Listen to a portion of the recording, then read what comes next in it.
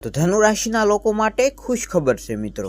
આ મહિનો તમારા માટે પ્રગતિ, સંતુલન અને નવા અવસરો લઈને આવી શકે છે મિત્રો, પરંતુ થોડું સાવધાન રહેવું પણ એટલું જ જરૂરી બનશે મિત્રો।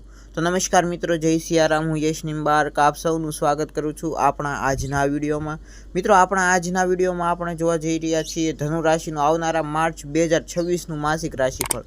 પરંતુ મિત્રો, જો આપે અમારી યુટ્યુબ ચેનલ યશ નિમ્બાર્કને સબસ્ક્રાઈબ ન કરી હોય તો ફટાફટ સબસ્ક્રાઈબ કરો, બેલ આઇકનને ઓલ ઉપર સેટ કરો, જેથી આપને આવનારા અમારા હરેક વિડીયોના નોટિફિકેશન મળતા રહે। તથા મિત્રો, વિડીયો પસંદ આવે તો વિડીયોને લાઇક કરજો, વધારેમાં વધારે લોકો સુધી શેર કરજો, તથા કોમેન્ટમાં આપ પોતાના પ્રશ્નો પૂછી શકો છો। તો ચાલો શરૂ કરીએ આપણું આજનું આ વિડીયો। તો ધનુ રાશિના જાતકો, આ મહિનો ધનુ રાશિના જાતકો માટે ઘણી રીતે અનુકૂળ રહેવાની શક્યતાઓ છે। ગ્રહોની સ્થિતિ મુજબ શનિ તમારી રાશિના ચોથા ભાવમાં, ગુરુ સાતમા ભાવમાં, કેતુ નવમા ભાવમાં અને મંગળ, રાહુ, બુધ આખા મહિના દરમિયાન ત્રીજા ભાવમાં વિરાજમાન રહેશે।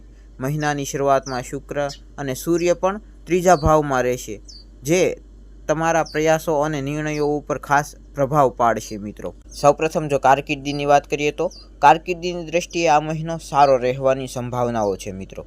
10મા ભાવનો સ્વામી બુધ મહિનાની શરૂઆતમાં સૂર્ય, મંગળ, રાહુ અને શુક્ર સાથે ત્રીજા ભાવમાં વક્રીય રહેશે, જેના કારણે કામમાં વ્યસ્તતા વધશે, પરંતુ તમારા પ્રયત્નો તમને ધીમે ધીમે સફળતા તરફ લઈ જશે। મહેનતનું ફળ ચોક્કસ મળશે આપને। ત્યારબાદ જો વાત કરીએ વિદ્યાર્થીઓ માટે, તો વિદ્યાર્થીઓ માટે આ મહિનો શરૂઆતથી થોડો પડકારજનક રહી શકે છે। 5મા ભાવનો સ્વામી મંગળ ત્રીજા ભાવમાં પોતાની સ્થિતિમાં રહેશે, જેના કારણે ધ્યાન ભટકવાની અને મહેનત વધુ કરવાની જરૂર પડી શકે છે મિત્રો, પરંતુ સતત પ્રયત્ન કરશો તો પરિણામ તમારા પક્ષમાં આવશે। ત્યારબાદ જો આપના પારિવારિક અથવા તો કૌટુંબિક જીવનની વાત કરીએ તો કૌટુંબિક જીવનની બાબતે આ મહિનો ઉતાર ચઢાવથી ભરેલો રહી શકે છે। બીજા ભાવનો સ્વામી શનિ ચોથા ભાવમાં આખો મહિનો વિરાજમાન રહેશે, જેના કારણે ઘરેલું જવાબદારીઓ અને ગંભીર ચર્ચાઓ વધી શકે છે। ધીરજ રાખશો તો પરિસ્થિતિ સુધરી શકે છે મિત્રો। તો ખાસ આ સમય થોડો પારિવારિક જીવન બાબતે પડકારજનક રહી શકે છે, પરંતુ અંતે સારા પરિણામ પણ મળવાની શક્યતાઓ વધારે છે મિત્રો। જો પ્રેમ જીવનની વાત કરવામાં આવે મિત્રો, તો પ્રેમ જીવનના દૃષ્ટિકોણથી આ મહિનો અનુકૂળ પરિણામો આપી શકે છે। સંબંધોમાં સમજણ અને નજીકપણું વધવાની સંભાવનાઓ છે।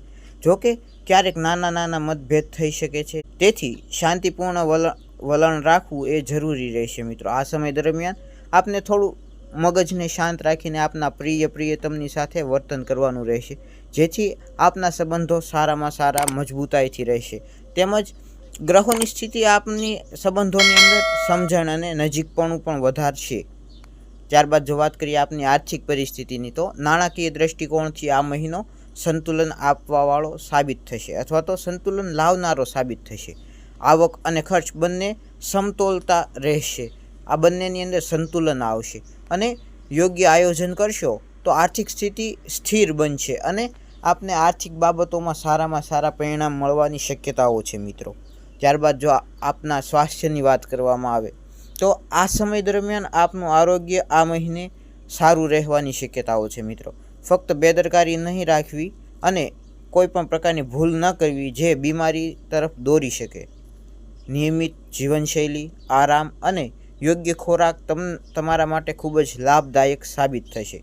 એટલે કે મિત્રો, આ સમયે આપને કોઈ પણ પ્રકારની બેદરકારી અથવા તો ભૂલ નથી કરવાની કે જે તમને કોઈ બીમારી તરફ લઈ જાય। બાકી જે ગ્રહોની સ્થિતિ પ્રમાણે આપનું જે આરોગ્ય છે તે ખૂબ જ સારું રહેવાની શક્યતાઓ છે મિત્રો। અને ખાસ કરીને નિયમિત રીતે જીવનશૈલી રાખો, તથા યોગ્ય સમયે આરામ કરો અને યોગ્ય ખોરાક લેશો તો આ સમય આપના માટે ખૂબ જ લાભદાયક સાબિત થશે મિત્રો। તો આ તો આપણો આજનો આ વિડીયો। આવા જ સચોટ અને સરળ માસિક રાશિફળ જાણવા માટે વિડીયોને લાઇક કરો, ચેનલને સબસ્ક્રાઈબ કરો અને બેલ આઇકનને જરૂરથી દબાવજો। તો ફરી મળીએ નવા વિડીયોમાં, ત્યાં સુધી જય સિયારામ।